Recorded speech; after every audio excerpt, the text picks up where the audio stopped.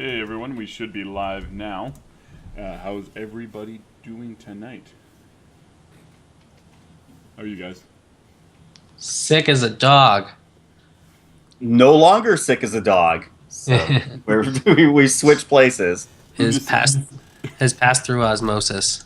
Yes. That's right. So we're evening it up. It's balancing, right? Like they do with Blizzard. Are we recording yet? No, not yet. Okay. So, Xantar is not feeling so well, so you just get to look at his Twitter picture for the show. Yeah, sorry guys. Supposedly it's something hectic going on over there.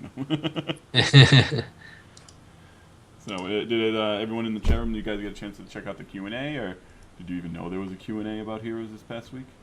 Do you even know what Heroes is, you people? I hope they do. Do you even know why you're here? Because we make them come here? Yes. We make Tahu show up every week. And we have Nagram back. I know he was gone for a little bit.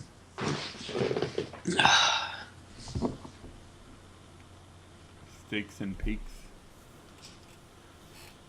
Stacks and packs? Stacks and packs. Like steaks? You're like, I know what a steak is, but I don't know what a pake is. Yeah, you've been out of town, haven't you? Great.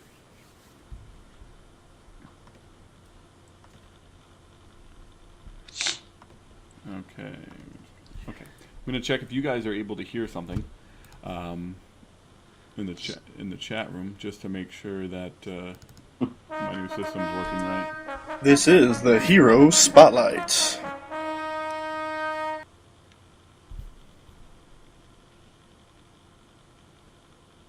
Of course, there's always a delay.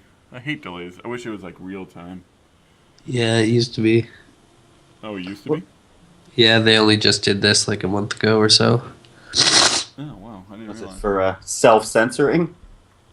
No, it was so the bandwidth traffic was easier for them to handle, because with PS4 launch they got a lot more traffic than they were used to. Oh, yeah. Okay. I think So different kind of traffic than they thought, too. well, that What I too. heard. But basically, What did with you a hear? with a delay of a minute, it lets you send a minute's worth of content, and then if there's a skip, it makes it easier for them to make it unnoticeable to viewers. Okay. Oh, that makes sense. Actually, because I've had issues with some of the streams skipping, and Yeah. it picked up right where it left off, so it was able to kind of catch up to where it needed to be. Yeah. There's always been a delay, like just time it took for it to get there, but they've increased the delay to like a minute for everyone, like you said. Yeah, the delay was only ever like a couple seconds before, unless specific channels, like, because you can choose what the delay is. So some channels did more of a delay. Are you guys getting an echo at all? No. Let me check something. Do you have the Twitch stream playing? I have 2 Twitch streams playing. That's probably my problem. So, okay, fixed. Yes, that is usually a problem. That would be a problem, yeah. So this is actually our last show until the holidays. Yes. Yes, this is our pre-Christmas special. Yeah. I'm in a Santa costume, you just can't tell. We're This going to is my have Carrie Krampus Fisher costume. come out and sing. Yeah. See? Please send help to Canada, friends. Please send help. And Did we switch our looks? what? Am I normally very still? Normally, David, you're just like... I don't move at all. That's it. Oh, because you have on the stream you have me under Oh, David. that's right. I'm on Xantar. Oh! That's right. Jeez. Oh, that's That's kind of kind of funny. Is this something I can edit live?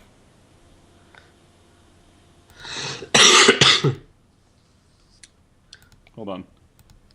You know, it's funny, on a tangent, I was reading an interesting article today. They were talking about, like, the PS4 and Xbox launch. And they were saying about, like, of course everyone's panicking that there's so many, like, dead boxes going out there and everything like that. But they said, there's no other piece of electronics hardware that goes out that sells like 1 million units the first day. So even if you have like a totally acceptable fail rate, it just looks like a huge one because that 0.1% fail rate is like 1,000 people your first day. Yeah. I say All that tweeting out there. people who question like the iPhone, like I'm not a big iPhone person, but everyone's like, oh, do iPhones have this type of a problem? And I'm like, well, yes, but there's so many out there that you're gonna have the same problems occur like more often than anything else. And anything with an electrical current will have that problem. Mm-hmm. Yeah, Like, they said it's electricity. Yeah, they said it's like the same thing happens with microwaves. It's just you don't sell 1 million of them in one day. Right. Yeah. Definitely. So I do. Your lady friend, I'm assuming you're talking about Rem, is not here today. She's traveling for the holidays, I think. She's going to go see some family up in a state that's north of the state she lives in. Like, I should probably not tell people where she lives and her family lives. I don't know if she wants that out in the internet. It's Madagascar. North of her, I guess south of us, Dan, if it's a state. Yeah. Yep. So. Unless like- it's Washington, then it's like north of you, isn't it, David? Or Alaska, I guess. Technically, we ruled out Alaska, so. Yeah. Does anyone live in Alaska? Is that a thing? Am I? I wonder if I'm north of you, David, because you kind of fall into. No. You might be. This is. If only we had a source of information easily accessible on electronic devices in which we could find this out. I probably sound better now. Yeah, I don't know. I don't even know what Yeah, Rhode Island. That's right. I have no idea. We don't. Yep. We don't play Rhode Island in hockey, so I don't know too much about it. Why not? Rhode Island has a great team. We have the Providence Bruins. We also have the Pawtucket Red Sox. Rhode Island is like the minor league sports capital of Boston. Which is otherwise known as the Nobody Cares League. We are technically north of you. Yeah. You're 41 degrees. We're like 43 and a half. Oh, wow. So we are technically north of you. I know Zan is north of me. Yeah, a bit. Probably not as much as you'd think. Yeah. Well, maybe. Calgary's north of Toronto. Yeah, actually, yeah. It'd probably be like a 6-hour drive north to be about equal. Yeah, I'm 41.8756 north. Yeah, I think to be as north as you, I'd have to live in Hudson Bay. Yeah, that sounds right. Yeah, even Boston doesn't make it quite to you. You mean Boston? Boston. Boston. Hey, I've worked for years to not talk like that. I used to have it really bad, and then I went. Oh, really? Yeah, I moved. You had it wicked bad? Wicked. That's weird that I'm significantly quieter because I should. Test. Do I sound better? I just don't want you guys picking up all the stuff around me, so I normally have it a little bit lower. Does that sound better? Because we're gonna start recording soon, like in a minute. I want to make sure you guys are able to hear me. Normally, I don't have that problem. I get yelled at for being too loud all the time. The worst part about having a cold is like the hot cold flashes. Like I'm like freezing 1 minute and then like I'm on fire the next. Yeah, yeah. I was Man cold, the male version of menopause. Luckily, we have NyQuil for it. Yeah, I've taken so much. Okay. Anything else for the listeners that we need to hit before we start the show? I don't think so. We will be here next week. It's Friday, so it's plenty of days after Christmas that people will be able to show up. No one has said they're not going to be able to make it as of now. We might have a chance at a full 4 next week. That'd be nice. By our powers combined. We form a giant robot? Yeah. What would that robot look like? Hopefully Rem. Yeah. Oh, that's too funny. That made me laugh. Okay, so let me bring up the show notes because I might actually need those. It's not, in fact, episode 5 anymore. Yeah, episode 6, eh? Already. I know.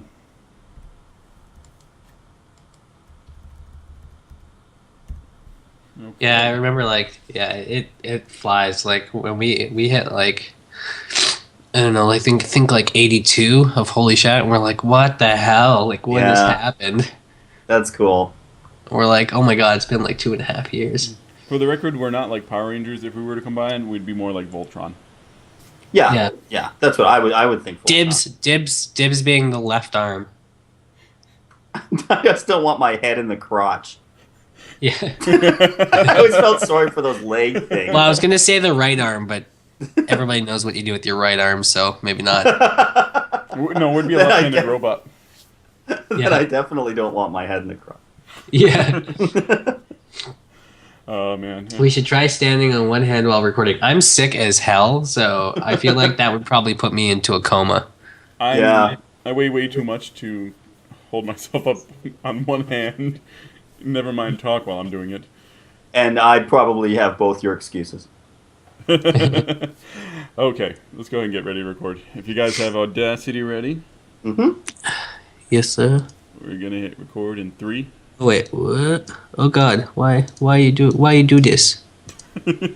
Why you do this? I'm pretty sure my wife just heard it because she just started laughing. Let me. Okay. You've been labeled as funny by my wife. Yay! I'm funny man. Yes, that was our agreement. So, are we ready? All right. Okay.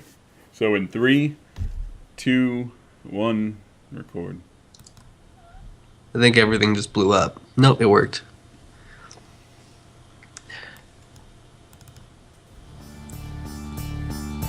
Welcome to the Nexus, the podcast for the heroes of Blizzard Entertainment. Oh my God! Everyone keeps inviting me to League. Guys, I'm busy. Hello, heroes. Thank you for tuning in to episode 6 of the Nexus. As usual, I am your host, Adam Eastwood, and yet again, we have just a 3-person show. However, we do have a different makeup of the last 2 shows. Our first co-host for today, the lore-loving, time-altering gamer, David Troy. Hi, everybody. I know I wasn't able to make it last week, but, I felt so bad missing the Nexus that, got my 80s rock music on, did a training montage, got myself back in shape, ended up dancing in the surf with Carl Weathers, and I'm back, and I'm happy to be here. Our co-host of Holy Chat, I always mess that up. Our co-host, who is also a co-host of Holy Chat, a veteran mage and MOBA support top lane, Xantar. And I'm here also, though. I'll stroke my ego a bit and say, I'm sick and I'm still here. God damn it. Oh ho ho! But yeah, I'm pretty sick. So if I sound weird, everyone listening, that would be why. But yeah, it's going to be a fantastic episode as always, and we got lots of stuff to talk about. So as usual, we're going to start off talking about a little bit of what we've been up to this past week in gaming. David, what have you been doing? Well, a little bit of WoW. I mean, we're still raiding Siege of Orgrimmar with Salad Senate. So we're bumping up against Thok, but we got him down to, I think, single digits last pull, last time out. So we're pretty happy about that. We feel that we're going to get him down soon. Also, got my Hearthstone beta. I know I'm late to the game on this, literally, but got it. And I've been in there quite a bit in the last week or so. But it's one of those games you can play when you're sick because you really just need like a functioning hand and be able to see the screen. So got into that, trying to learn that game. I haven't had a whole lot of time to be in League of Legends or the other MOBAs, but was also found out that I got my Infinite Crisis beta key as well. So I'm going to be taking a look at that very soon. Yay, more people that have access to that game that won't play it very much. Well, I've been on it a little bit. I know we had a listener win last week. Just having hooked up with them to play a little bit. Xantar, what have you been up to? Just a lot of League lately. They just started pre-qualifications for LCS, which is the League Championship Series today. So basically challenger teams that were previously not in the roster to actually partake in the championship were fighting it out for the championship series. So today there were 2 different matches. So I watched that for most of the day. And Focused a lot on the new champion in League, Yasuo, as well. And I'm I'm sad that I'm bringing it up with Rem. That Rem's not here because she's gonna yell at me because she won't be able to yell the name of him. But so I'm kind of figuring him out. He's very, very tricky. So it's taking me quite a while to kind of get a hang of. But a lot of that and just yeah, a lot of holiday stuff. They've got some new the Snowdown Showdown, which is a new game like fight type for the holidays. So I've been playing a fair amount of that as well to get some of the new holiday rewards and buying lots of skins. I am always buying lots of skins. By the way, Adam, sorry to interrupt. Did you get? I don't know if how much raiding you've been doing, but did you notice since Wintervale started, the General Nazgrim boss has a Santa hat on? No, I didn't. Yeah. I don't get that far. Yeah, we just saw it. We saw it last night, and we were like really shocked. We're like, "Oh, this boss is wearing a Santa hat," and so it was nice being part of the season. Oh, that's cool. We basically we get to Nazgrim. We didn't get to him this week. We're kind of in changes, I'll call them, where we're kind of moving people around, finally filling out the team, not just grabbing random people, trying to get back to normal rating. What else did I do? I've been playing a lot of League of Legends. I've started really pushing my jungling, getting in there and learning how to jungle properly. I got the hero Lee Sin, who Ooh, he's fun. Yeah, who's fun, and from what I've read, he's one of the best, if not the best, jungler out there. So if I'm gonna play a jungler, I might as well play the one where the hero isn't already at a disadvantage because I'm giving him enough of a disadvantage to start.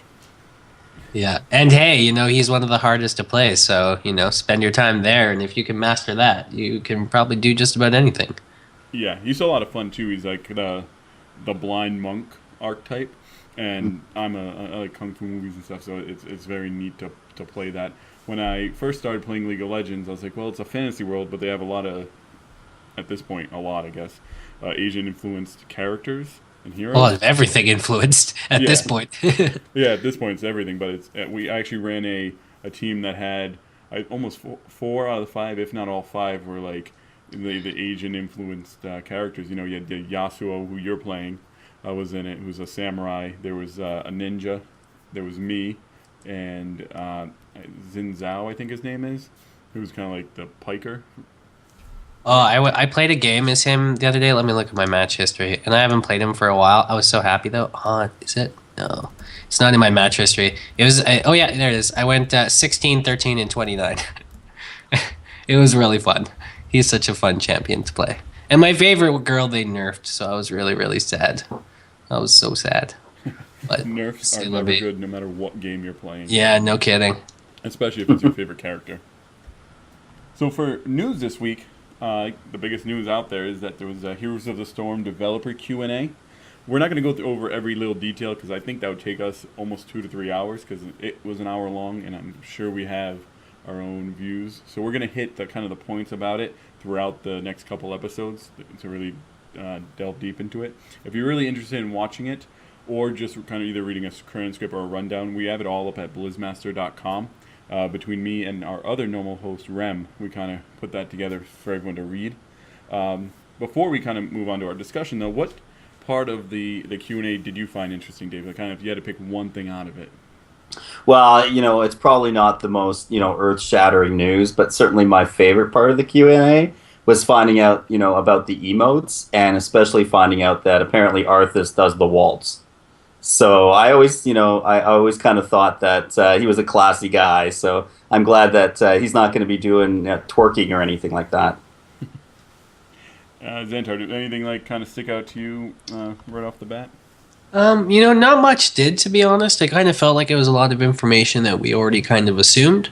But I mean, it's good to obviously have it confirmed as well. I mean, I know one thing that kind of was interesting from a design perspective was they were talking about one of their maps, and I think it was the underground one, and they said how it might have been the underground one. It was one that was playable at BlizzCon, but they had said how they hadn't even had that map going into BlizzCon. It didn't even exist.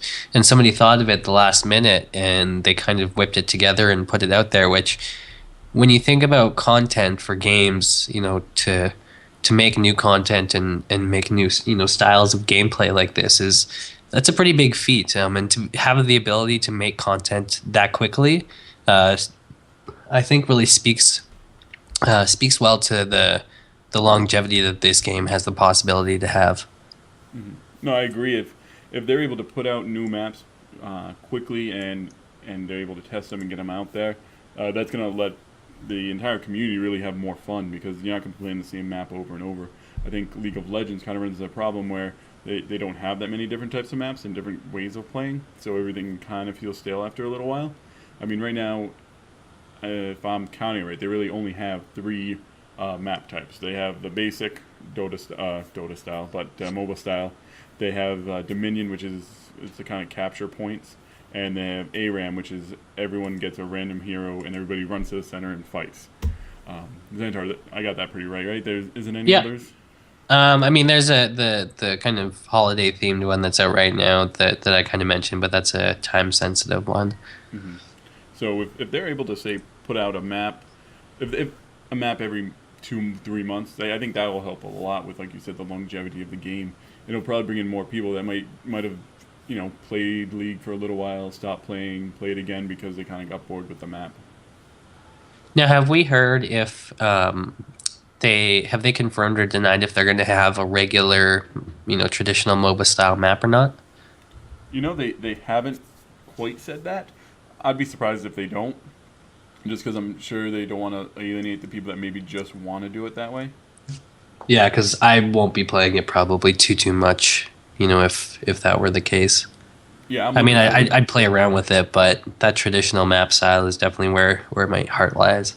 Oh, really? See, I'm thinking the other way. Is I think if I'm going to play the traditional map, I might as well have, just continue playing League of Legends, where with the maps, the changes they're making, that's what I'm looking forward to Heroes of the Storm to kind of set it apart. Yeah, I mean, I would imagine that they would have a traditional map, just because for people who are being introduced to MOBAs for the first time, it's going to be complicated enough for them without them having to worry about ghost pirate ships and things like that necessarily. So I would imagine, I think it would be a little bit foolish, to be honest, to not have at least that kind of introduction map. Not just for people like Xantar, that's where his heart is, that's where he's used to, and it's kind of also a level playing ground, very much. Whereas, and also for people like me who just, you're jumping in, you've got enough to think about with the kind of shift in gameplay as it is. Yeah. And then for me, the Q&A kind of stuck out. It's funny, mine, just like David's, wasn't anything game-breaking or anything. I just found it funny that, Justin Browder came out and said that his favorite is Infernal Stitches. Because all I could think about is I can see their forums once they're open, people yelling, "Oh, Infernal Stitches is broken because Justin Browder loves them so much." You don't find Blizzard developers really come out and say who they like the best too often because of that. I mean, how long do we not know that Ghostcrawler was a holy paladin, holy priest? Everyone's like, oh, obviously he's a mage or he plays a warlock because they're broken, and it's interesting to hear him actually come and say I that. guess at some point I was listening to our friends over at Twizcast last night, and they were talking about the interview as well, and I guess Blizzard had mentioned how Uther at the build that they used at BlizzCon was pretty much unkillable. Yeah. How nobody could do anything about him, which I found kind of funny, because when you look at his toolkit, like we did a couple episodes, nothing screams super overpowered to me. If anything, Zeratul looks pretty beastly when we happen to ever get to him. Mm-hmm. But it's funny how the idea of an ability can seem simple, but if not tuned correctly, can make such a huge difference. Yeah, that's what I'm thinking too, is that it was just the tuning of it more than the actual abilities themselves. I just think they tuned it incorrectly, or correctly according to remedies, maybe. But. Right. I found it interesting when he was saying that they were surprised because they didn't think of it during the planning phases, that he was actually able to step back and bubble hearth, much like a WoW paladin does, and annoys people so much. But let's just keep in the game because that's what paladins do. It's kind of true. I mean, it is that flavor for sure. Mm-hmm. So our main discussion of this week is going to be based around the team leveling, kind of what we think, what we picked up from the Q&A, if we still think it's a good idea, kind of like we did with no items last week. David, what are your views on the team leveling system that we kind of found out about so far? I mean, it's good. My experience in MOBAs so far, I have not run into a case where people are saying, you're stealing my kills or anything like that. Also, most of the champions I've been playing in League of Legends are mid lane, so I'm usually on my own for the most part. So I haven't really encountered that. I could see it being an issue though, because you're trying to play, you're worrying enough about just winning the game and doing well, especially if you're new to it. To have to worry about coordinating kills and everything like that, it'd be nice to be able to just play, like they said, go ahead, crash up against the other champions, kill minions, and not have to plan it out so much where you're, okay, I'll take this guy, you'll take that guy, and just really go in and enjoy yourself.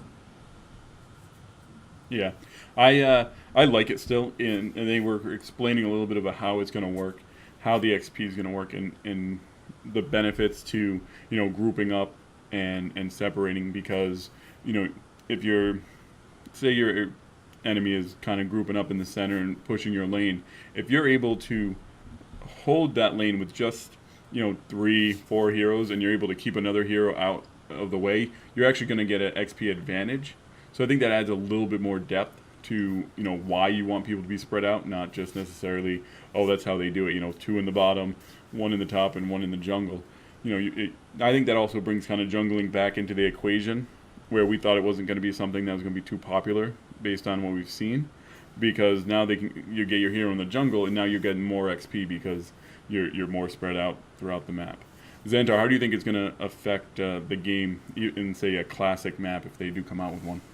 Well, we were talking about this a little bit during the pre-show, and I think the power spikes at level 10 and 20 are the concerns that everyone has. And like, what's that going to feel like if the enemy team hits level 10 before us, and now these have these abilities before we do, or 20 for another chance? And at first I didn't really like that idea, because I thought, well, there's no way you win if you hit level 10 and the abilities are too strong. Then I have no chance of coming back, and you'll just stomp me. But if they're too weak, then hitting level 10 and those abilities don't really feel that powerful, and they don't really feel important. And hitting that milestone of level 10 in the match doesn't really end up doing anything. And what I eventually kind of came to was, if they hit level 10, and I think they need to balance it that the level 10 abilities are still fairly strong. And what I think can happen is, basically what you'll have to do is kind of play passive for a bit, and just try and avoid fighting, and focus on just killing other things to catch up on experience, to kind of level that playing field. Because just because they hit level 10 doesn't mean the only reason you would have to fight is either you're caught or you instigate. And so if you play passively and kind of avoid those fights, theoretically that shouldn't be much of an issue. So I think that's going to be one interesting thing to see how they balance, and see how it pans out in real time. Mm-hmm. It's also going to be interesting to see what kind of strategies kind of form, because of it. What caused that team to get up ahead of you? Was it because they were so spread out and they were able to level, and you kind of centered in one area? So do you have like a map advantage at that point? Because you could have an advantage elsewhere in the game if they were able to get the XP that you weren't able to. So it'll be interesting to see once they kind of get in there and start playing. Well, and then you get into, in StarCraft is a good example. Zerg rushing can work, but also doing a long, drawn-out Protoss build can work. So in a match, rushing all 5 people in one spot, that's a lot of firepower. And that could work. Also, by the same token, spreading out and leveling up, faster, but having less map presence could work. So it kind of opens the door to a lot of different strategies that I think haven't really been realized yet. Yeah, the impression I got too when we were talking about the level 10 and the 20, hitting them as a team, the impression I got was essentially level 20, they're talking about them as storm powers, I think. These are, I think that, to me, that's an enrage timer, essentially. They want to keep these games relatively short. So I think whichever team hits 20, I think that is the kill level. I think if you hit that as a team, I think they're intending that to be to finish off the other team fast. No, I agree with you. That's the fact that they haven't really released too much information about these storm powers means that they're working on probably tuning them to the point where they're able to really give a definitive ending to the game, or it's just they're powerful and you'd have to really kind of pull in tight and strategize with your fellow teammates in order to overcome them.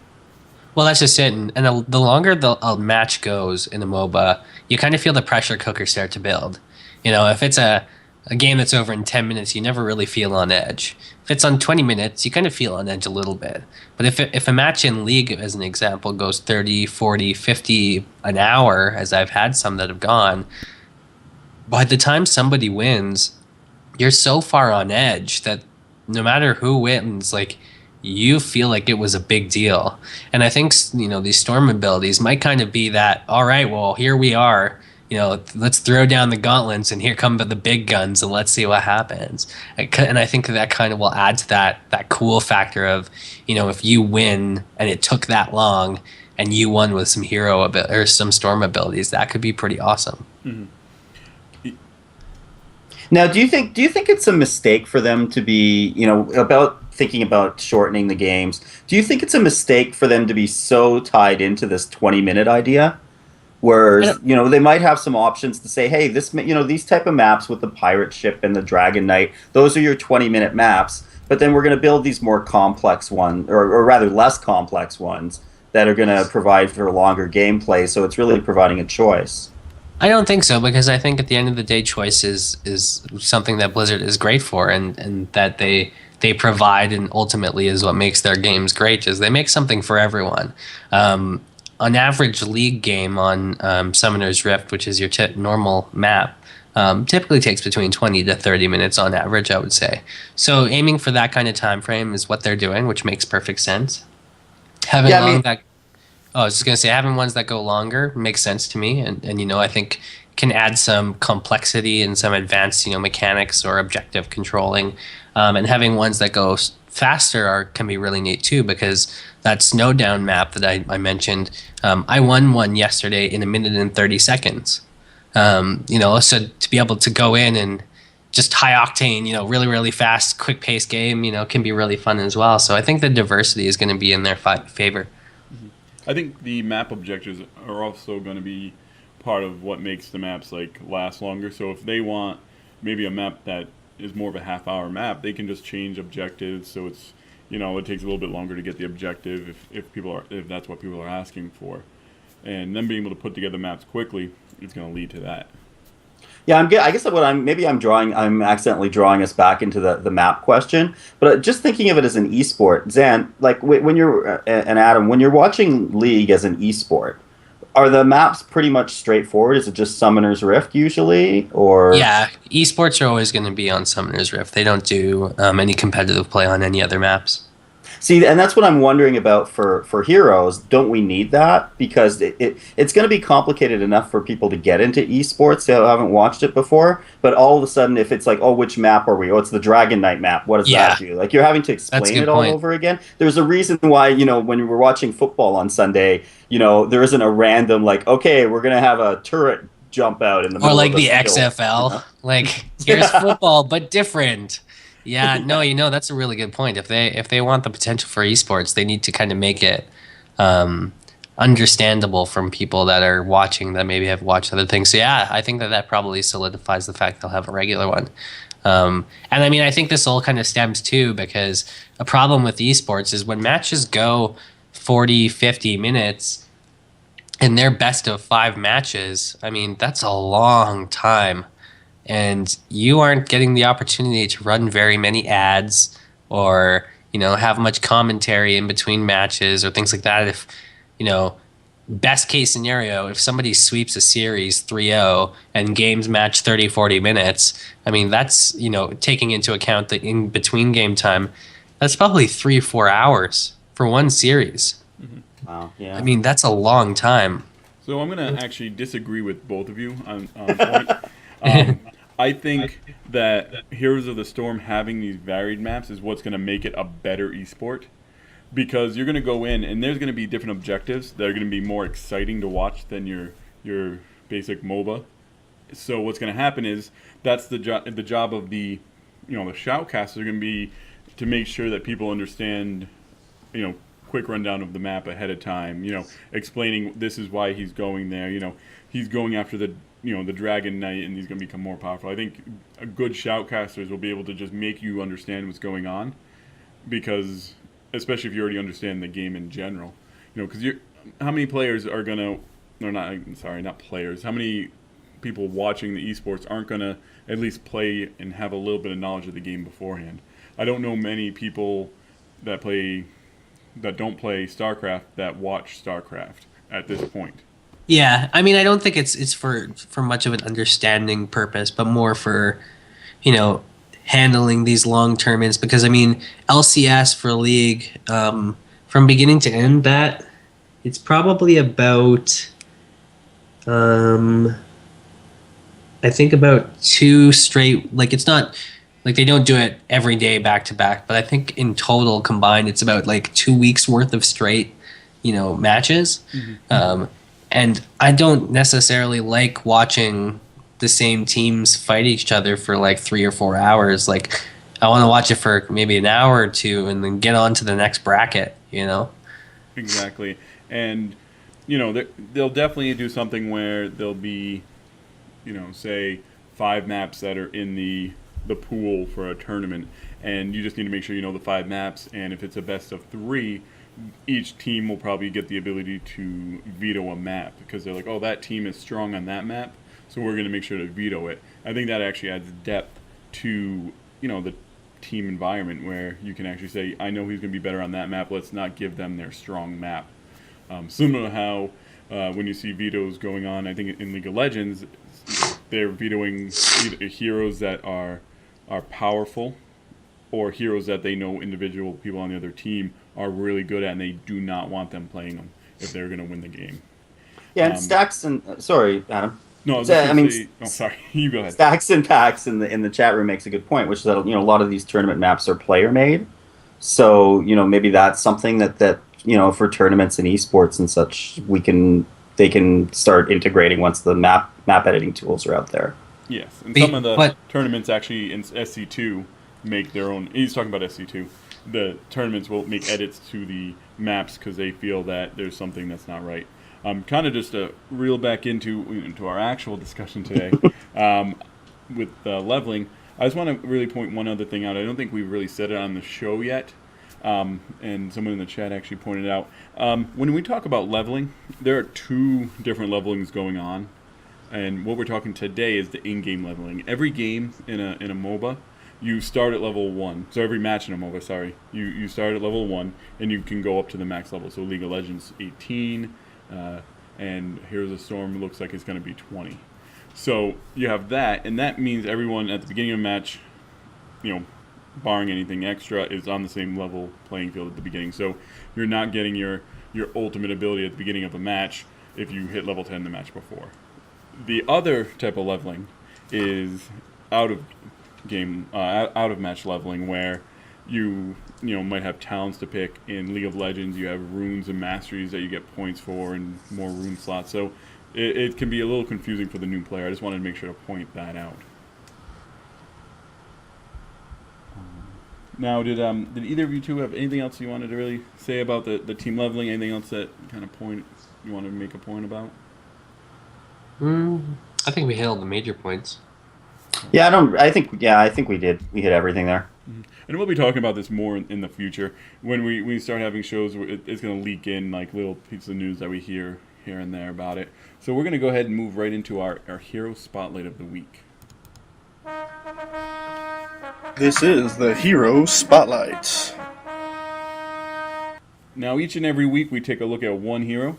We make up names for their abilities so that way we don't have to call them Ability 1, Ability 2. And this week I had to make up all the ability names because he doesn't even have in-game powers that I was able to find to match him up to. So, David, if you want to go into the lore on Falstad, the Wildhammer Dwarf. Yeah, Falstad Wildhammer. He's definitely your classic type of fantasy dwarf. not that type of fantasy dwarf, but I mean, you know, the type of dwarf that appears in Dungeons and Dragons, World of Warcraft. You know, he likes to battle, he likes to brawl, he likes beer. It matches all that stereotypes. You've seen Lord of the Rings, you know Gimli from that movie. It's very much along that line. Now, within the dwarven community, you've got your different clans. He's from the Wildhammer clan, and their big thing, their big gimmick is they ride griffins, which are this, you know, flying mount. It's kind of a very medieval look. Appears on a lot of heraldry in European flags and things like that. And they're essentially the Air Force of their time. When we first meet him, he's kind of patrolling. This is at the end of the Second War, so the humans have beaten the orcs. But one of the things that the orcs had done is started breeding red dragons. They're holding this dragon queen hostage, basically, and forces her to lay eggs and breed little baby red dragons that they use against the Alliance. So his job essentially is to sort of patrol, make sure none of these dragons come through and cause a lot of damage. He really is first introduced to us in a book called Day of the Dragon, and he joins up with some other big lore figures like Ronan, who's an important mage in World of Warcraft lore. And essentially, the thrust of the book is they go and they free this red dragon queen. He earns the name Dragon Reaver, Falstad Dragon Reaver, and pretty much, I mean, that's the most that we really see of him. Afterwards, he does basically get promoted to be what's called the High Thane of the Wildhammers. So he's essentially the chieftain of the clan. And after the death of the Dwarven King during the Cataclysm expansion, which is really just the faction leader for the dwarves, he's actually brought in as one of what's called the Council of Three Hammers. So they kind of rule as a triumvirate. There is a bit of an internet meme issue that came out with him as well. I believe it was BlizzCon, or definitely in one of the lore meetings. You know, this guy in a red shirt once pointed out that it's supposed to be Falstad who's in the beta testing, but it was Kurdran. And he actually corrected Chris Metzen, who's the head of story in World of Warcraft, on that. So that became kind of red shirt guy, became kind of an internet meme among the Warcraft community. And they actually added this fan into the game itself. There's a Wildhammer fact checker that stands next to Falstad into the game. And that's pretty much where he is right now. If you're playing the Horde in World of Warcraft, you can go kill Falstad, but once we start playing Heroes of the Storm, we're going to try and kill him a lot more.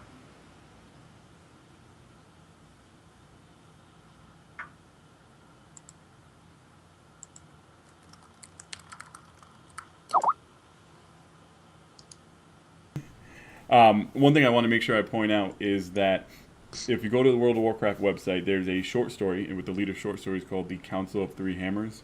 And that's where you kind of learn about him taking up the role in the Council of Three Hammers. Someone who actually was the head of the Wildhammer comes back, and there's some good story in there. So if you like to read and you want to learn about him, that's really, I think, the quickest way to kind of get a little bit of lore out of him.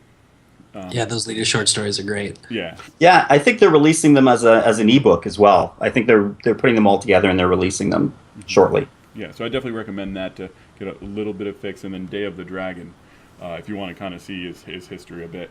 Falstad will in fact be a assassin hero, just like Kerrigan, who we talked about last week. So, you know, damage based. His passive ability is really interesting because he'll actually be able to toggle on his ability to fly on his griffin on and off. It's going to drain mana while he does it, so he won't be able to do it forever. So he can actually fly over terrain. Now, I think this is like huge for a assassin because he'll be able to get from point A to point B faster than anybody else. Even someone else who's mounted has to run around the tree lines. He's going to be able to just kind of go straight. I'm very interested to see how this balances in the game. On top of that, he's not able to have a mount because he comes with one already. He's also got an ability called Hammer Throw, and this is your real mighty Thor type ability. He basically takes his hammer and in the targeted direction throws it, and it returns to him afterwards. Causes some damage, but also any enemies hit will also become slowed as well. So if you got a whole bunch of folks lined up in a row and you're targeting someone, this is a great ability to use because not only is it gonna bring their health down a little bit, but it's also gonna got a little bit of crowd control as well. You've also got Windstorm as well, and basically what Windstorm does is it passively deals damage around to enemies around Falstad. So it's an AOE that's centered around the champion. When the ability is activated, he strikes 4 nearby champions for extra damage, and targets who get hit more than once take 25% less damage per strike. So it's a great kind of start, but it becomes less and less effective the more that you're getting hit with it. He's also got a nice movement ability called Shield Dash. Basically, he dashes towards a target direction, giving himself a shield. Again, nice way to start off. You've got a little bit of invulnerability against, or at least protection against the champion that you're going up against. Also sounds, and I love these type of skills. I like using it with Corki in League of Legends. Just a GTFO skill. It's like if someone's stalking you down, this at least get you an ability to jump out quick. Yes, and the only ultimate that we've seen so far is his lightning bolt. And as it sounds, he shoots lightning towards a target direction, but it actually does damage to everybody in the direction. So it'll probably be something where he picks a hero and then anybody in between takes damage from that as well. Now, kind of looking at this hero, he has some AoE, he has a little bit of a shield. He seems a little more protective than I think a lot of assassins and other MOBA games are. Xantar, do you find that true, or do you think there are other assassins out there that have these shields, the shielding ability? I think that there's probably some that have them, but I mean, I think he's unique in the way that his kit is built.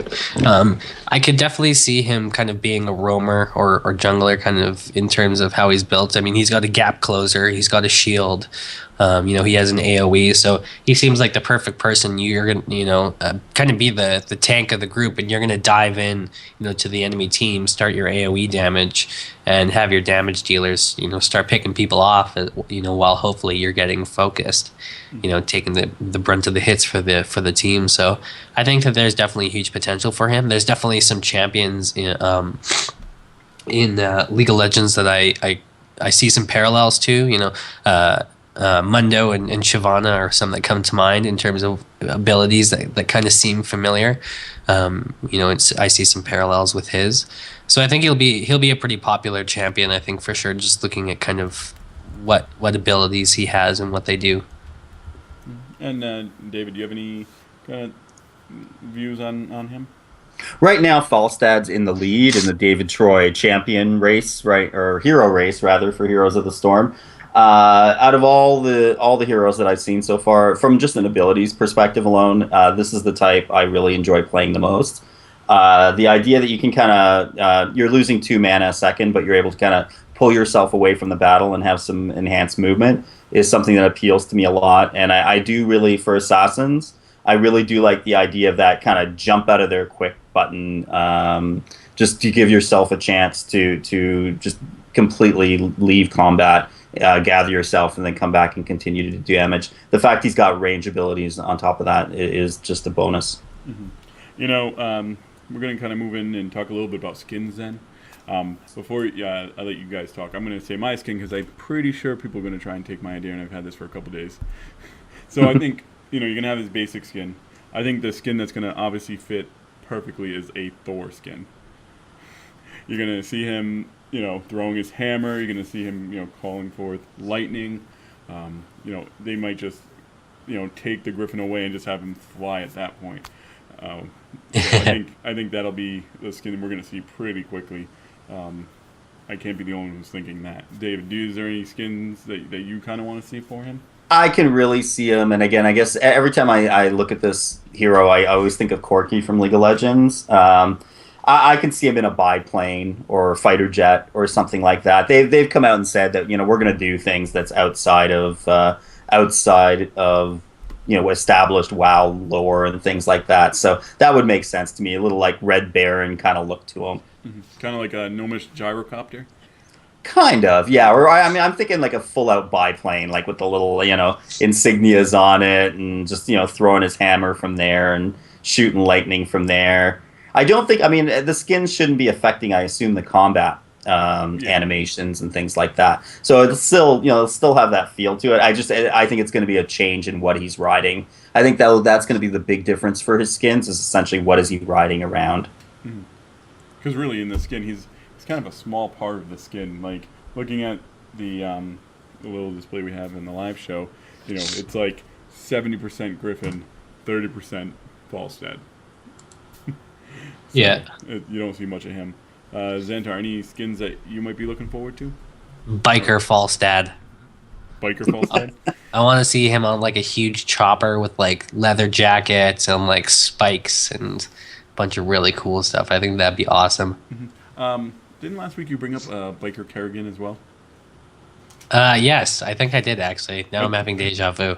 Do you have a thing for biker skins? No, that's the weird thing is I don't even at all. So Weird. you're gonna be out there like in a biker gang of just everybody's biker skins, kind of roaming around. Yeah, exactly. Just chilling. Kind of cool to have him in like a Mechgineer's chopper or something. I can see it. I think what would be pretty cool just to see what they're able to do with him to make him StarCrafty. What are they like? Put him in like, I don't know, like a Banshee, or I'd like to say a battle cruiser, but those are supposed to be ginormous. But they still could do it. Another thing would be real interesting to once they start really mixing up some of the World of Warcraft characters with the other Blizzard properties. I really want to see what they're able to do. Very much like they did with Medic Uther. I thought that was one of the best ones out there. I think this is a perfect hero for them just to show off some of their mounts, though. Mm-hmm. Like, I could see him going around on, like, Mimiron's head or like it's just a dragon or a drake or one of those things, as opposed to just a griffin. It would, like you'd mentioned, he's not a big part of the skin as it is. I think this is going to be more them changing the mount than anything. Yep. And with that, I think we kind of hit everything pretty well. We're going to move on to our new hero segment. Heroes here, no heroes needed here, no heroes wanted. And this week, after we've already kind of hit all the basic roles inside of a MOBA, this week we're going to talk about the phases of a game. So basically what to expect from the beginning of the game to the end of the game. Obviously these aren't be-all, end-all, this is how a game always runs, because, every game's different, but this is kind of what to expect when you step into the game. David, why don't you go ahead and take phase 1? Yeah, phase 1 is called, it's referred to as laning, and it's the first phase of the game. It's where basically you're working out with your team which lanes you're going to go. So if you've got your top, middle, and bottom lane, you're figuring out which lane, how you're going to set up the strategy. Now, in this part of the game, you can kill other heroes. Like, you can go in there, but you better be sure that you can kill them. Like, you better be absolutely sure that you're not going to die, because really what you're supposed to be doing in this point is going out, building up your in-match, your experience so that you can level up in-match, just establishing a little bit of territory, but really just kind of like building yourself up. In League of Legends, you're getting gold. If you're getting experience. In Heroes, it's going to be mainly experience that you're getting. And really just kind of working to establish your position on the map, but mostly just building yourself up and leveling and hopefully getting to that level 10. There is going to be, this is also when you can jungle and go through and pick up some experience that way. Yeah, also, I know during this time, like you said, you want to get the gold, so a common term you're going to hear is farming. You're farming the gold up. They say last hitting is important. With that is when you're hitting the minions last to get the gold, and this is all in like League of Legends. These are some of the stuff that you're not going to have to worry about once Heroes comes out. I think there'll still be a laning phase. I don't expect people to really go into a dive bomb down the center too early, but it might happen. Xantar, anything else about the laning phase that you want to make sure we point out? I think you guys pretty much hit the nail on the head. I mean, the idea of laning phase is for you to get ahead and to prevent the other team from doing so. So you're trying to farm to increase the levels that your team has, and when the opportunity you're going to try and harass and kill the other people on the enemy team to prevent them obtaining, as much experience. Yeah. So really, it's important to stay alive in this phase. Yes. If you start dying early game like this, it can really snowball into further issues in the late game or even the mid game. The next phase is a kind of a phase that it happens during the laning phase and it happens later on in the game, so it kind of encompasses a lot. It's kind of called the ganking roaming phase. Basically, what ganking is when you take the opportunity to move and to kill a enemy hero because either the positioning is right, they've kind of fallen down into your territory and they're centering on the hero they're supposed to, and you're able to come up behind them and kill them. It's also roaming is when you just kind of move from lane to lane trying to help out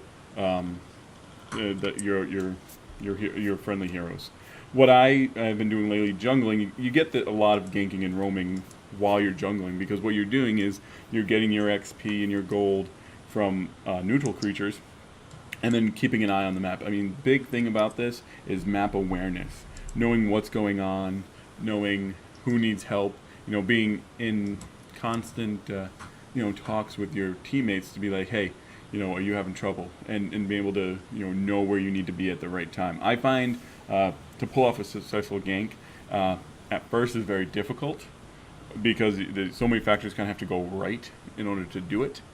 But it is no better feeling than sneaking up behind someone and taking them and beating them. And really, that's where you kind of start getting a bigger advantage through the map.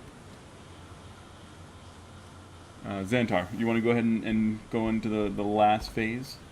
Yeah, so we have kind of our team fight and pushing phase. It's kind of, what's leading towards the end of a game. And basically what's happening here is you typically have taken a couple towers, if we're talking the traditional map, and you're starting to apply pressure, or a pressure is about to be applied on you towards destroying your Nexus. So what's going to happen in this phase is a few key things, but your jungler is probably going to continue to do the same type of things that they've been doing already, but you're going to have a lot more of your team grouping for 3-on-3s, or 4-person fights, 5-person fights. The game becomes a lot more fluid at this level than it does in previous phases that you'll run into, and it takes a long time, really, I find, to really figure out what the right thing to do is at this phase.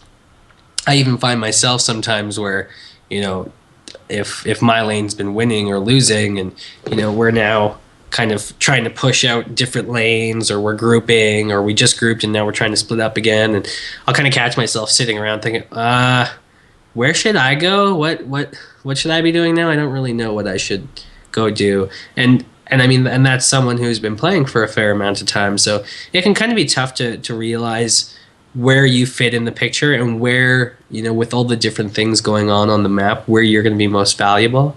But again, that's just something that's going to come with time, and you're going to get better with each match. And definitely, watch yourself play, and watch replays if you can, or other people playing as well. Yeah, I think during this time is where you really start to see when each individual role kind of have to fall into place. Early in the game, during like laning, the roles that you've chosen basically shows if you can, if you're able to gank, or if you're able to kind of help protect your teammates. But when you're grouped together, that's when everyone has to make sure they're doing the right piece of the puzzle in order to be successful. So it's when you really turn into Voltron. Yes. So, as a tank, you really need to make sure that you're using any ability to soak up the damage. You're using your abilities to make sure that your enemies are centering on you and not on like your AD carries. Your AD carries are trying to take out the opposing, damage dealers, and your support is doing whatever it is that, because there's so many different ways of supporting that you do. You're stunning who needs to be stunned. You're healing who needs to be healed. And this can be, the most fun phase if you have a good team of people that work together. But I find it can be one of the most infuriating phases if people are like running off and doing their own thing and not kind of communicating properly. Yeah. So is this the phase that sort of feels the most like, say, a 5-man dungeon in World of Warcraft then? Yeah, I would say so. Mm-hmm. This is the kind of the phase that I think Blizzard is looking to improve upon with like the team leveling and everything, so everyone is closer in the teams. It's also what they're looking to improve on by really making it seem like throughout the game you want to be playing with your friends, so that when you get to this point, you're already talking to them, you already have good communications. You might already be on Mumble or Vent or just a Skype call. Well, one thing that Blizzard's really said is they want to, get rid of the laning phase as much as possible and really make team fighting and pushing really the bulk of the game. Because in a typical match in League, you might have like full 5-on-5 team fights a couple times a match. Like typically, if you lose a team fight and most of your people are dead, they're gonna take into your territory, and if that happens a couple times, they've pretty much won the game. So there's decidedly not very many of them, because if there are, you've probably lost. But yeah, to Adam's point, it can be the most fun because everybody's got their role to fill. Just like people talking about PvPing in WoW or in raiding, things like that. Everybody's got their niche, and when everybody's running on all cylinders and it's going well, you just execute perfectly, and all of a sudden you came out of a 5v5, maybe one guy died on your team, but they're all dead. It can be a really key thing, and clutch wins like that can make a big difference in a match. Now here's a bit of a question, kind of more in the meta game than anything else. But like, let's say I'm someone coming from another MOBA, or I'm just someone who necessarily plays alone, and I'm going to be kind of thrown into the typical random group. Now, of course, I would anticipate you're gonna have a lot of people coming over from guilds in World of Warcraft, and and they may be on their own Ventrilo server or something like that, or on Mumble. Is this a part of the game where if you're the organized 5-man group, you're gonna have like a vast advantage over the non-organized, the people who are just trying to communicate through in-game chat? Well, League handles this in a kind of a complex way because you have your MMR rating on each individual, based on your wins, your losses, what other type of people you won or lost against. And if I queue up with 5 people, and let's just say I'm doing a normal, because in ranked you can't queue with more than 2 people in a group. You can't have a pre-made with more than that. But in the normal, if I have 5 people, it's automatically assumed that I will have more. Just like it is in WoW, I will have more kind of synergy, and I will work with those 5 better than a group of 5 randoms. So what'll happen is it'll either pair us against a 5-person pre-made, or 5 individuals that are a higher skill than we are, so a higher MMR rating, to kind of level out the playing field. Because if 5 people that are together against 5 people that aren't together, that's a pretty big disadvantage for the other team for sure. So they kind of use that matchmaking rating to kind of balance that out. It's not perfect, but it's about the only way it can be done. And typically it works out pretty well.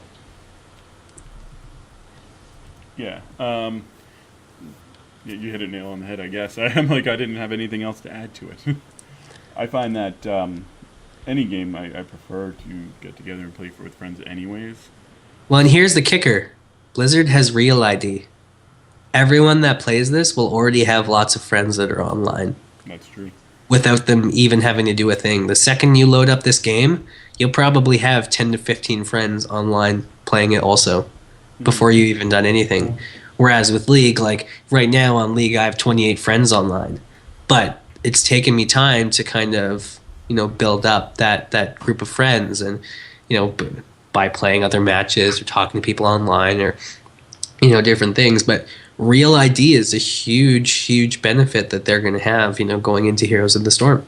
And the good thing about that too, thinking about it, is there's no servers or anything like that. So Right. I guess you probably see it a little bit in Diablo. You might know this, Adam.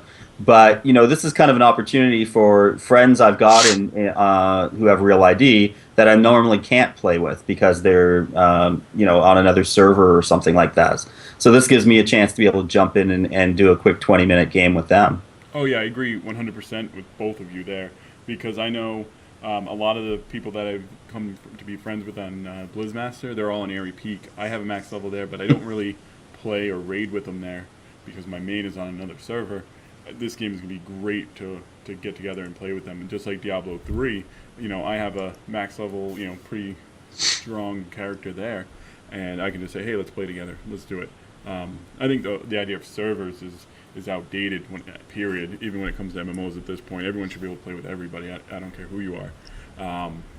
And that's kind of really why we're doing this podcast, too, is we're trying to build a community of people that you can go on the forums and say, hey, I'm going to be playing Friday night. Anyone want to play so we can get together, jump in, Skype, and just have fun and not have to worry about those random people that show up to cause that type of a problem.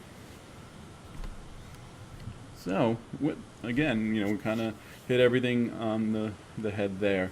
Let's go ahead and move on. We do have one question this week. Questions. You mean we've picked out one of our many questions? Yes, we've picked out one of our many questions. And this week's question comes from Cage of Hell. He's actually a member of the Blizzmaster. This being the holiday week, per se, before we get to our next episode, he wanted to know, with the holidays coming up, which holiday skins would you like to see on Heroes? David, what do you I want to see Abominable Snow Monster Stitches. I want to see him there. I want him putting the star up on the Christmas tree. I want Herbie the elf fixing his teeth. I want right out of Rudolph the Red-Nosed Reindeer. I want Abominable Stitches. You mean Geblin Mechatork, the elf? Maybe Geblin. Yeah. Maybe Geblin Mechatork can be the elf, but definitely, I want that. I figure that's the best one for that skin. Mm-hmm. What do you think, Xandar? Any Christmas skins you can see with any of the Blizzard heroes? I would kind of really like to see a Zeratul kind of themed like Jack Skellington in his Santa costume.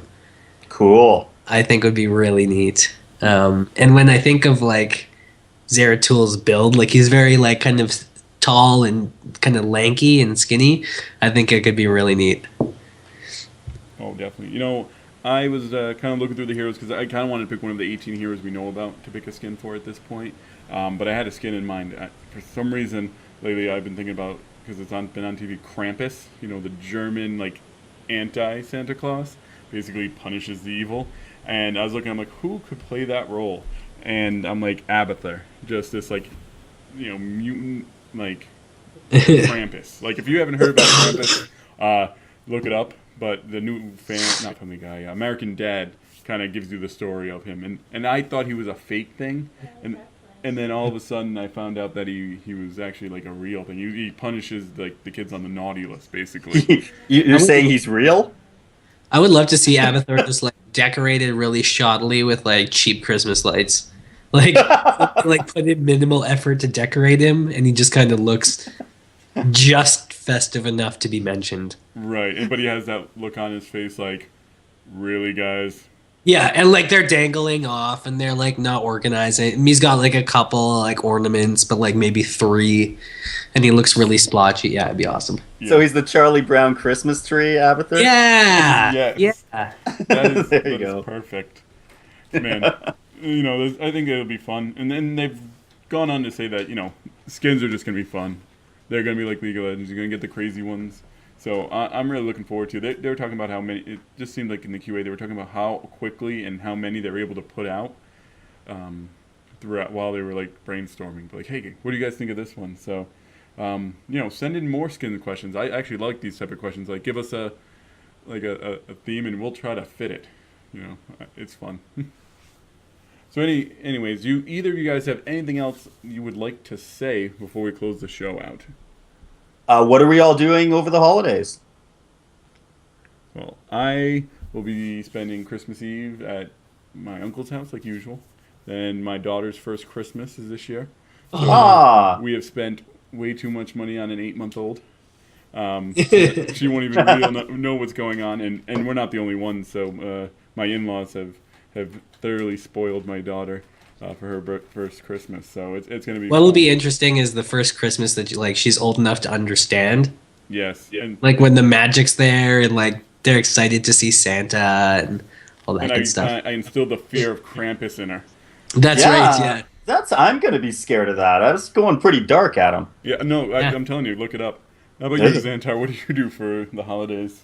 I got a couple days off right around Christmas, so I'm gonna be heading out to my folks' place to visit my mom and dad Christmas Day. But other than that, just hanging out at home, relaxing. Just spending some time with a couple friends and probably playing a lot of video games. Awesome. How about you, David? You brought up the question. Now you get to answer it. Okay. Well, this is the first Christmas with my wife as husband and wife. So we both come from cultures. I'm originally French Canadian, although I don't speak French. That's my family background. And we our big day is Christmas Eve, not Christmas Day. So we're gonna do that whole thing and really go hard Christmas Eve just as a couple. And then basically, well, okay, wait a second.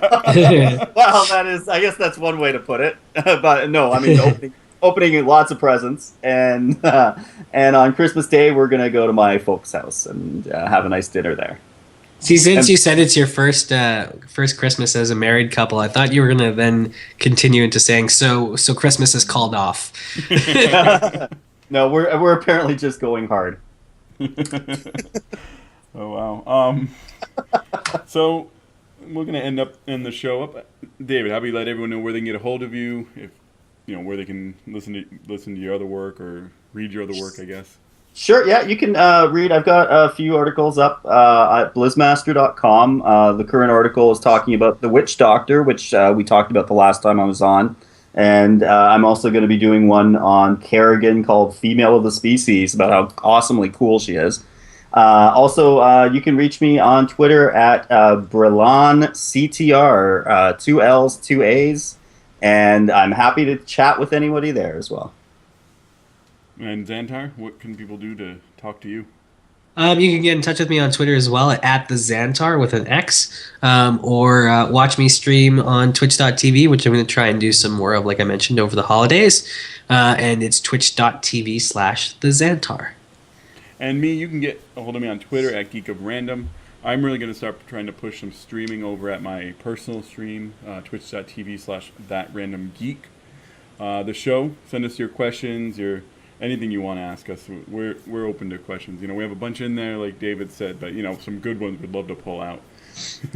And you can email us there at show@heroesofthenexus.com and the Twitter, the Nexus Podcast.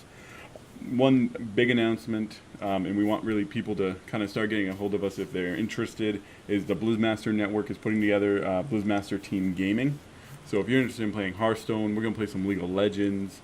We're going to put together tournaments. We're going to do all we can. So either, email us, get to Blizzmaster, email them, or that's part of us too.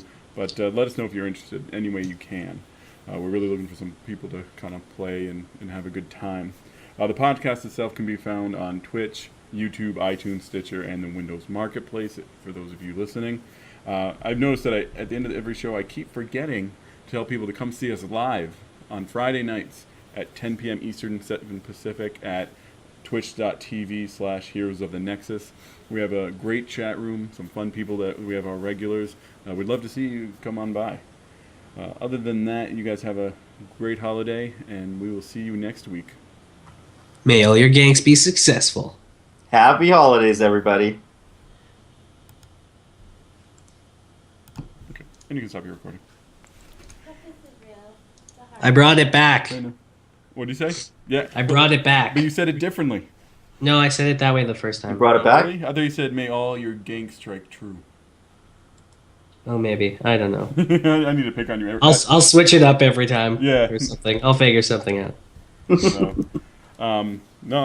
thanks, Nagram. It's so much fun. You two, is it Stacks and Packs? Is that actually how you say your name? It's microwave dinner. That's what I think it stands for. It stands for microwave dinner. Doesn't it sound like that would be like a microwave Stacks dinner and Packs? brand? I want some Yeah. Stacks and Packs, maybe. Am I out of the chat room? Because I don't know what you guys are talking about. No. I know Stacks and Packs, but... Do you know him, or do you know the... No. I'm just that maybe I'm not getting the chat here, so maybe I'm out of it. it was pretty dead for a little bit. Oh, We're just okay. commenting. No. Okay, I'm back. All right. Okay, good. I just didn't want to say your name completely wrong, because every time I look at it, I think steaks, because it's just missing the E, and I like steak. So I know I'm going to jump on League of Legends after this. I don't know if you guys are going to jump on. I'm going to debate on if I should get some sleep, which I probably should, or if I'm going to play. Like 10, 15 minutes, take a break, and then play. Anyone in the chat room that wants to play, I'll be on in a little bit. If you want to add me, I'll type in my summoner name. I don't care if you guys all have it.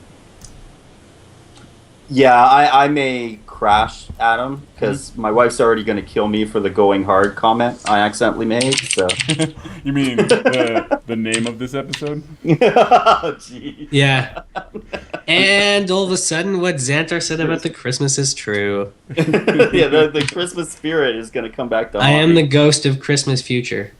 You know, I think- it's just funny because I was like, oh yeah, we'll just have to use the name Xantarp did in Twitter. That was pretty good, getting wild hammered. Yeah. But you were like, I'm going to wait until like 2 minutes left in the show, and I'm going to Going hard on Christmas Eve. Yeah. going hard on Christmas Eve. Oh, man. Oh, man. So what's this Krampus thing? It's like a German folklore. It's like he's I'm like, Googling this right now. yeah, he's like Krampus. he's like the dark side of, Holy, what the shit is this? of Santa. But This thing is scary. yeah, he's like a fiend. Like There's a parade. so And people dress up as the. Oh my god. yeah. So So he's the horn. This is like, they're not going to have a skin like this. why not? Abathur. Oh my Skin. god. They've got a skin for this. It's called Is a Illidan. beast-like creature from the folklore of the Alpine countries thought to punish children from during the Yule season who misbehaved. In contrast with Saint Nicholas, who rewards well-behaved ones with gifts. Right. Krampus is said to capture particularly naughty children in his sack and carry them away to his lair. What? Yeah, so it gets even better, right? So, American Dad. I don't know if you guys ever seen the show. The main character, his father supposedly captured Krampus, had him hidden away, and that's why kids are such brats. Is because every kid gets presents for Christmas, no matter how crappy they act. Because Santa is actually evil, because he wants kids to be bratty. Now Krampus, he has to do the tough work. He has to, discipline those kids, and he gets released, and then it's like, it like reinvigorates the world, and kids start acting better basically because Krampus is there to like punish them because he loves them the most. A Krampuslauf is a run of celebrants dressed as the beast, often fueled by alcohol. It's custom to offer a Krampus schnapps. Okay, if I was drunk as shit and saw this thing, I would shoot myself in the face. I'm just gonna off myself before this thing gets me. You're like, I swear, I'm gonna be good. I'll be good. Yeah. Don't take me and eat me. This is messed up. Krampus is featured on holiday greeting cards called Krampus Karten. Honestly, Hey, here's what's gonna happen to you, little boy, if you don't get your shit together. right. This is it. Although we are gonna tape an alternate version for our German listeners where we say Krampus is great. Yes. Yeah. Wait. And him and Saint Nicholas visit houses together. Yeah. So That's it's like really good cop. messed So up. it's like good cop, bad cop, right? Yeah. Like essentially, So it's like Santa's yeah. just like, yo, kids, sorry, but it's too late. You're going with him. Yeah, no, the Santa's like, look, if you just admit it, I can maybe talk him out of beating you. Just that, he'll steal your parents or something, but he won't beat you. No, it's interesting. Like I first heard. You guys ever hear of The League? The TV show. It sounds familiar. Yeah, it's like they play fantasy football, and it's funny. Well, they brought up Krampus in that show, and I thought it was fake. And then I was playing Cards Against Humanity, and it came up. I'm like, is this a real thing? Oh my And god. it is, and I find it humorous. I want to get Canadian Cards Against Humanity really bad. Well, you know something? Now that I think about it, if you the original fairy tales, the true fairy tales were very dark. I feel like Krampus fits right into that world. Yeah, I mean, it definitely, because I think even I saw a documentary on Christmas once where they were talking about like it was banned in the 1600s because it was really just kind of like a big drunken orgy party or something like that. Like it wasn't like Christmas Not now if at all. Krampus It was was just like around. this, Yeah. They were going hard on Christmas Eve. Oh man. Oh my god. In the smaller, more isolated villages, the character has other beastly companions, such as the antlered wild man figures, and Saint Nicholas is nowhere to be seen. The best is, in the middle of the podcast, I don't know if you heard me, Adam, but like you're like, yeah, you're talking about Krampus, and you're like, yeah, and the amazing thing is he's real, and I'm like, what? Oh my Well, I mean, god. he's realizing I didn't make him up. It's like an Ancient Aliens episode now. No, I meant like he's realizing like I didn't make him up. Like he's an actual like. It's a thing. Yeah, it's a real thing, not you know, Yeah. not Yeah. real. That's Some of his it. pictures of like the old pictures are just. Yeah, I'm on Wikipedia and like the Christmas or the like card that they have. Yeah, the greeting card. Like, get that that's the greeting card you get. Thanks, Mom. Yeah, it's like the Like, kid. hey, get over- your shit together. You're going in this fucking laundry hamper, asshole. You know what the worst part is, though, Zan? That doesn't look like he's spanking him. No. No, he's taking. It looks like he's doing something else. Yeah, that tongue is a little bit too big. That's terrible. And that little girl just looks like she's just like exhausted. Like she already had her round. No, you know what? She looks like completely apathetic. Well, Like just like, like- eh. she got I a knew this present was coming. from Santa. She's got the I accept 1,000 my year fate. stare. No, but the thing is, Krampus doesn't just take any children; they only the bad ones. So she might be a good kid, and she knows Santa's coming for her and giving her presents, and he's getting taken off and eaten. Yeah, Santa's just busy like having his cookies in the kitchen. He's gonna come over and talk to little girly here in a couple minutes. Meanwhile, little fat boy is gonna get ripped into shreds and torn into like 1,300 pieces. You know what, Adam? I'll make I'll make my first bet on this show that they do not have a Krampus skin. For Yeah. Storm. I really want to start sending out Krampus cartons. I think Like, I'm Krampus gonna is start part. doing. I think he's part of the Burning Legion. Yeah, no shit. Like, seriously. They should like, have Krampus show up in WoW. Oh my He god. should He attack. does. He does. He's in Outland. He's an owl. Yeah. He's Lord Draxus. He's like every third guy in Outland. Yeah, no kidding. Well, now that we've thoroughly talked about Krampus, we're going to sign off. We will see you guys next week. Thanks for coming again. Thank you, everybody in the chat friends. room. I hope you had fun. Watch out for Krampus. Be good Yeah, he'll hurt you. if you're lucky. For reals. Yeah.